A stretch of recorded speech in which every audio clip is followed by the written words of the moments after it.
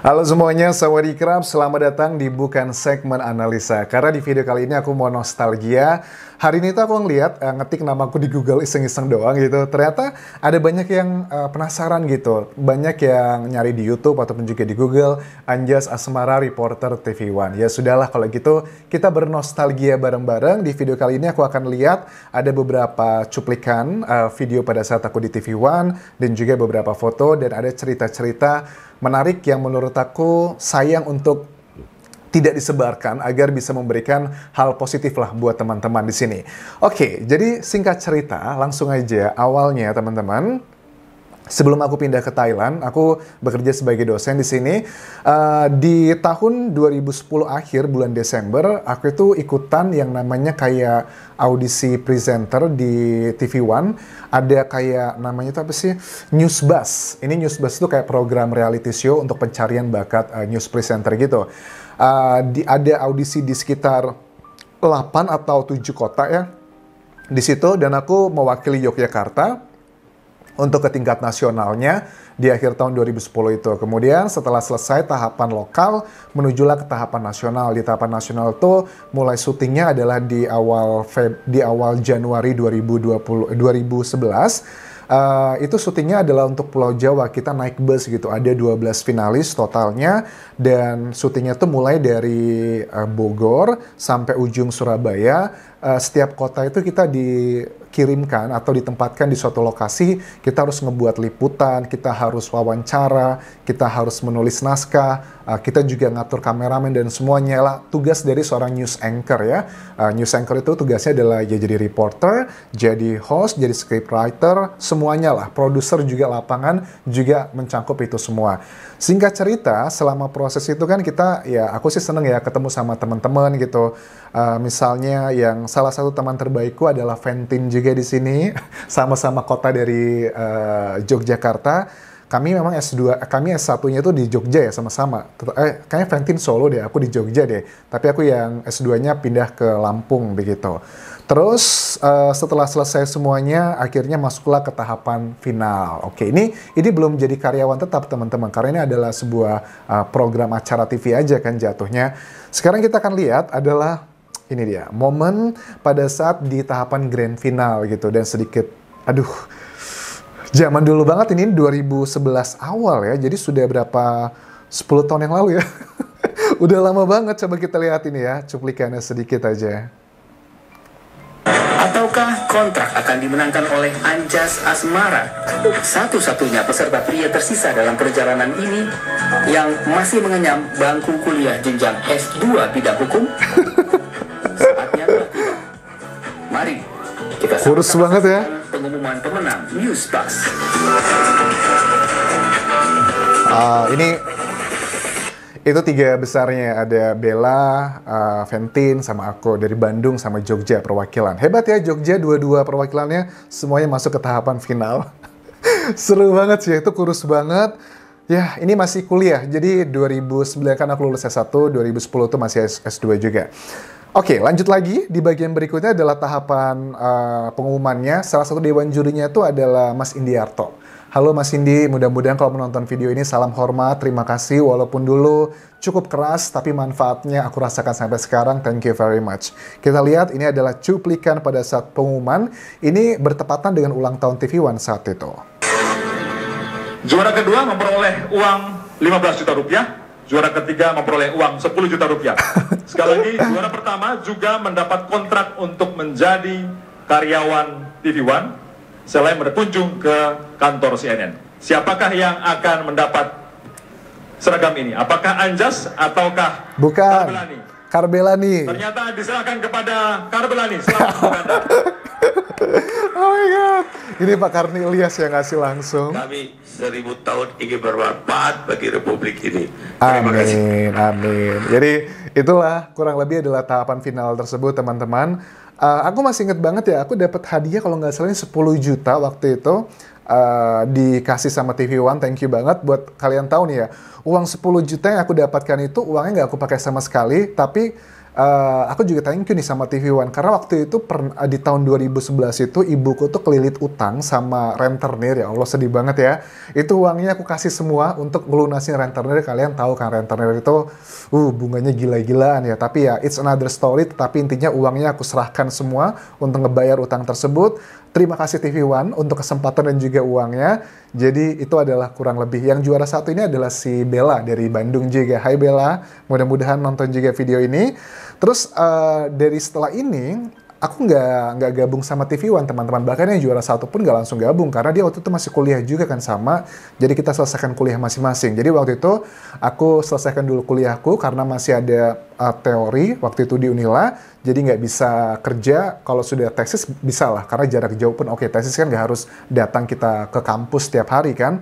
Akhirnya aku tidak bergabung ke TV One, tapi aku pulang dulu menyelesaikan kuliah teoriku. Aku juga kerja di Lampung juga, tetap di TV sama radio juga di sana.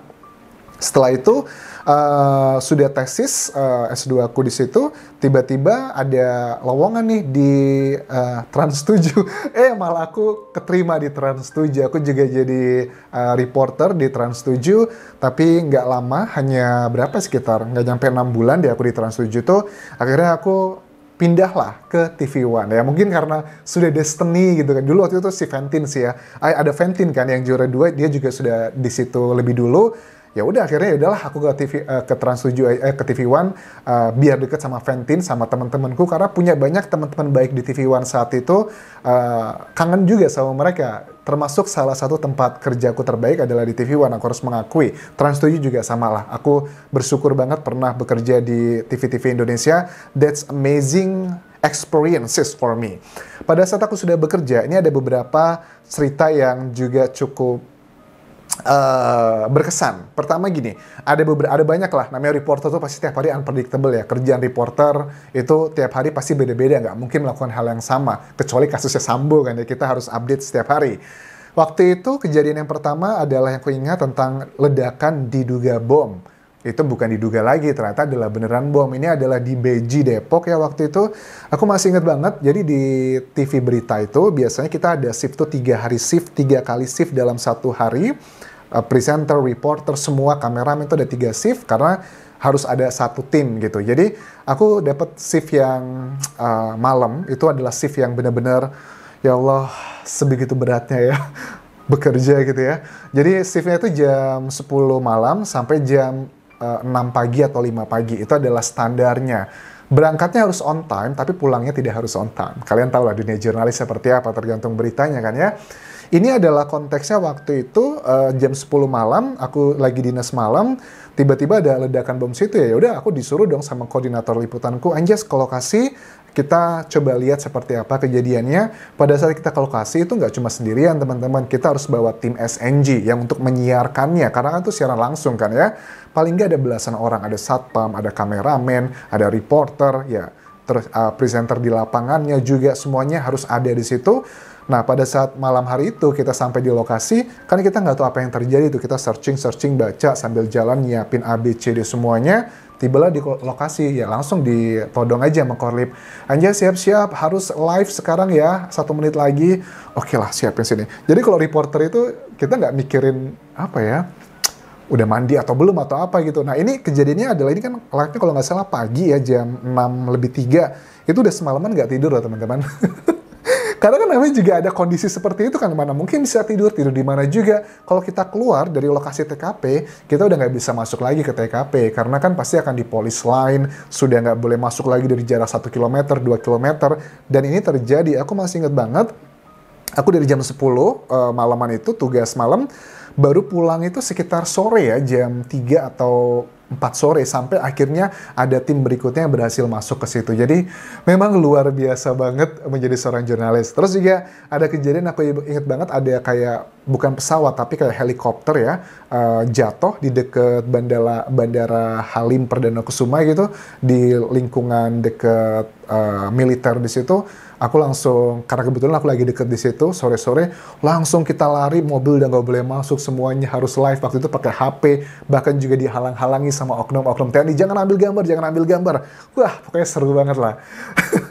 Terus juga ada bagian yang gak terlupakan adalah setiap momen lebaran gitu. Jadi kalau jurnalis, dokter, terus juga polisi, itu biasanya kalau di hari-hari besar Indonesia, itu biasanya malah nggak libur. Ini adalah momen waktu aku lagi tugas kabar mudik ya. Keuntungan pedagang kaki lima meningkat, Merak, Banten. Jadi kita dalam satu tim itu ada tim arus mudik sama arus balik ya. Kalau arus mudik itu berarti kita sampai hari lebarannya kita harus di lokasi kejadian yang harus kejadian lagi. Di lokasi ini, Merak, Banten. Jadi seminggu atau 2 minggu lah lokasinya di situ. Kita tinggal bareng sama tim, ada puluhan orang di sana. Kita harus mencari banyak hal, angle-angle liputan di lokasi di Merak, Banten ini.